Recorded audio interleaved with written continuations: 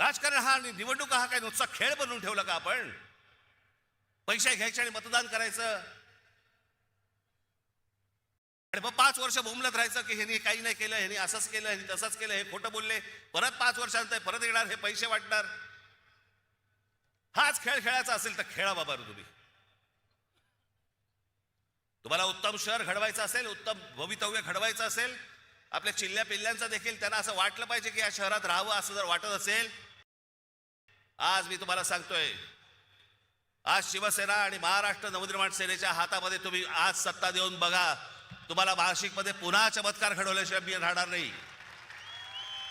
हे सगळे इथे बसलेले सगळे जे आज उमेदवार आहेत, उद्याचे सगळे नगरसेवक असतील, पण सगळेजण तुम्ही जर ताकदीने आज उभे राहिलात आमच्या पाठीशी आणि बाकीच्या जप्पे काढत लात घातलीत, तो समोर बोर्ड दिसतोय मला तिकडे क्रिकेटचा, त्याच्यावर लिहिले टोटल.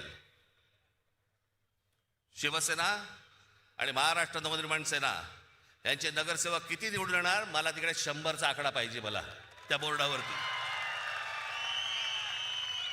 कुठेही बेसावध राहू नका, कुठेही गाफील राहू नका, कुठेही विकले जाऊ नका, कुठच्याही जातीपातीच्या धर्माच्या कुठच्याही नावाखाली येऊ नका.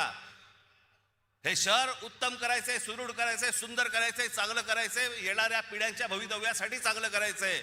याच्यासाठी सगळेजण सज्ज व्हा, एवढंच फक्त सांगण्यासाठी आज आपल्यासमोर आलो. आपण सगळेजण इतक्या मोठ्या संख्येने इकडे आलात, आपण त्याबद्दल मी तुमचा सगळ्यांचा मी आभारी आहे. धन्यवाद. जय हिंद, जय महाराष्ट्र.